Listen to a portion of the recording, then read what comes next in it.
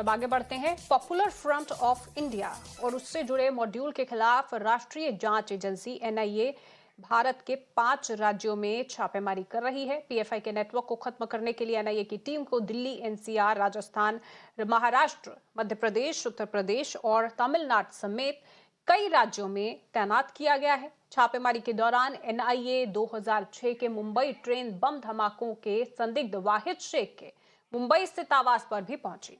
इसके अलावा एनआईए ने राजस्थान के टोंक, कोटा और गंगापुर में छापेमारी की। आपको बता दें कि केंद्रीय गृह मंत्रालय ने राष्ट्रीय सुरक्षा और आतंकी कनेक्शन से संबंधित चिंताओं को जाहिर करते हुए पीएफआई पर 5 साल का बैन लगाया हुआ है। पीएफआई पर भारत में कई हिंसक घटनाओं में शामिल होने के आरोप हैं।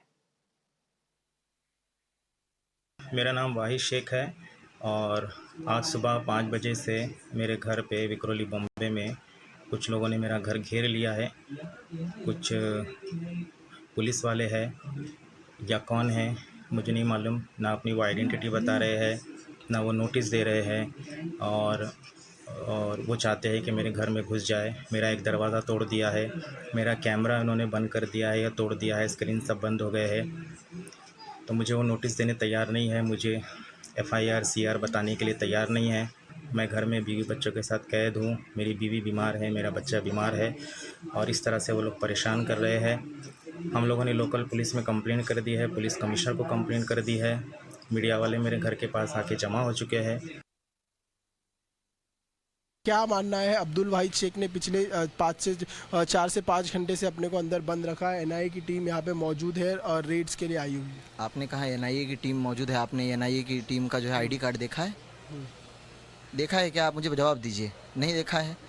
अब मुझे ये बताइए, देश में कानून है कि नहीं है? कानून है ना। और कानून ये कहता है कि अगर किसी ऑफिसर को, चाहे वो सेंट्रल एजेंसी का हो या स्टेट एजेंसी, अगर किसी जगह को या किसी पर्सन को जो है वो सर्च करना चाहते हैं तो सबसे पहले वो अपनी आइडेंटिटी दें कि मैं ये ऑफिसर हूँ, और उसके लिए जो है उनको अपना आईडी दिखाना होता है। दूसरा ये कि अगर किसी प्लेस को सर्च करना है तो उसके लिए वारंट की ज़रूरत है। वारंट और आईडी दोनों नहीं है। हाँ, अब हम वही बोल रहे हैं। और जो अब्दुल वाहिद है वो पढ़ा लिखा आदमी है, कोई जो है वो अंगूठा छाप आदमी नहीं है। कितने पढ़े लिखे? लॉ की डिग्री कर रखी है उसने, और जो है वो लोगों को लीगल गाइडेंस देता है, उसको प्रोसीजर मालूम है। इसीलिए जो है गैर कानूनी काम आज जो है मुंबई में हो नहीं पाया है। हमारा यही कहना है कि नेशनल इन्वेस्टिगेशन एजेंसी के नाम पे जो एक्टिविस्ट हैं देश के, उनको जो है जिस तरह से सताया जा रहा है और लॉ का जो वायलेशन हो रहा है, मेरी जो है दोनों हाथ जोड़कर देश के जो है चीफ जस्टिस से आग्रह है कि जो मिसयूज़ एनआईए का हो रहा है, जिस तरह से टाडा और पोटा का मिसयूज़ हो रहा था, उसी तरह से एनआईए और यूएपीए का मिसयूज़ हो रहा है। और इस वक्त आपको बता दें कि हमारे संवाददाता भी ग्राउंड जीरो पर बने हुए अपडेट्स दे रहे हैं। गोविंद मेरे सहयोगी जुड़े हुए हैं मध्य प्रदेश से, और अंकित आपको बता दें मुंबई से जुड़े हुए हैं। सबसे पहले गोविंद, मैं आपसे जानना चाहूंगी, क्या अभी भी रेड्स चल रही हैं एनआईए की, और क्या कुछ अभी तक हासिल हुआ है? देखिए, सुबह तड़के 6:30 और 7 के बीच में एनआईए की रेड भोपाल के खानूगांव इलाके में पड़ी थी, जहां एक मौलाना के घर एनआईए के कुछ अधिकारी, एटीएस के कुछ पुलिस जवानों के साथ, एसटीएफ इनफैक्ट के जवानों के साथ में एकदम रेड की गई घर में मौलाना के, और मौलाना के पूरे परिवार को जो मौलाना के साथ है उन सभी को अंदर ही रखते हुए सभी से पूछताछ की गई, जिसमें बताया जा रहा है मौलाना को लेकर मेन पूछताछ एनआईए की टीम ने की है, और तमाम तरह के दस्तावेज एनआईए की टीम ने मौलाना से हासिल किए हैं। और ये रेड जो थी वो पीएफआई टेरर फंडिंग को लेकर बताया जा रहा है की गई थी। कुछ एनआईए को ऐसी खबर या सूत्रों के जरिए ऐसी जानकारी मिली थी कि जो मौलाना है भोपाल में अपने परिवार के साथ खानू गांव में रहते हैं, 3 बच्चे हैं उनके, 2 बेटियां 1 बेटा, और उनकी पत्नी के साथ रहते हैं, और उनकी कुछ संदिग्ध गतिविधियों की जानकारी मिली थी। फिलहाल रेड खत्म हो गई है, मौलाना को साथ नहीं ले गई है एनआईए की टीम। एनआईए की टीम मौलाना से कुछ 2 दस्तावेज बरामद हुए, उनको साथ ले गई है, और जांच पड़ताल अभी भी जारी है इस मामले के लिए। जी बिल्कुल, जांच चल रही है। बहुत बहुत शुक्रिया गोविंद आपका इस जानकारी के लिए। अंकित, क्योंकि आज मुंबई में भी पहुंची, वहां पर भी एनआईए की टीम ने रेड्स की है और लॉयर ने भी कई तरह के आरोप लगाए हैं। अभी क्या रेड चल रही है वहां पर मुंबई में अभी भी?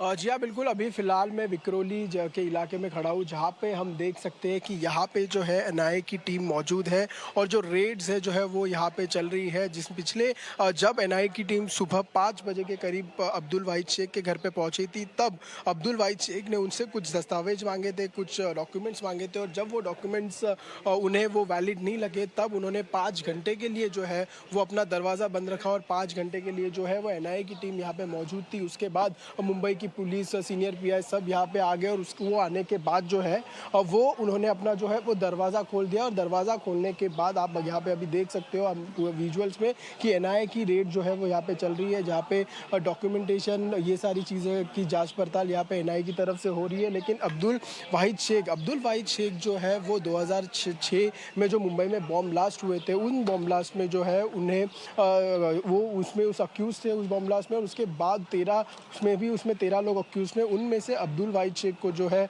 वो बरी कर दिया गया। उन्होंने एक किताब भी लिखी थी जेल में, वो जब वो जेल में थे तब उन्होंने एक किताब लिखी थी इनोसेंट प्रिजनर।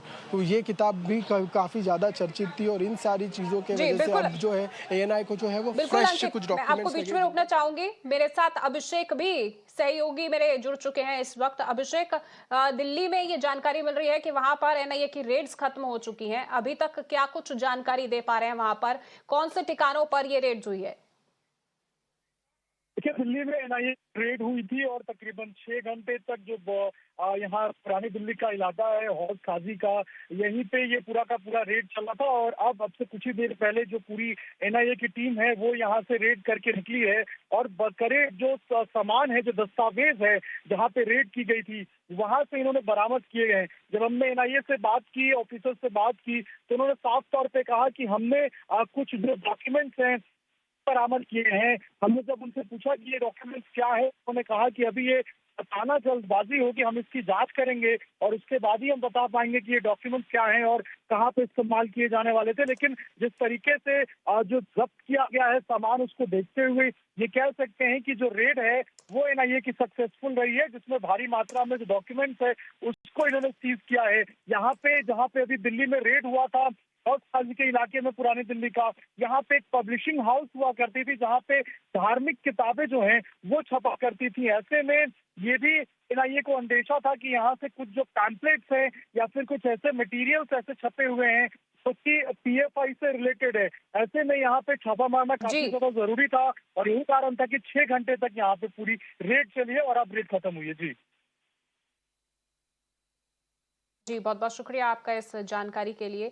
तो कई जगह पर ये रेड हुई है, 5 राज्य और एनसीआर में, ये दिल्ली एनसीआर में ये रेड्स चली हैं और हमें पूरी जानकारी दे रहे थे हमारे तमाम संवाददाता। अपडेट आपको देते रहेंगे। फिलहाल एक छोटे से ब्रेक के लिए रुकते हैं और ब्रेक के बाद जब हाजिर होंगे तो कुछ और खबरों का रुख करेंगे।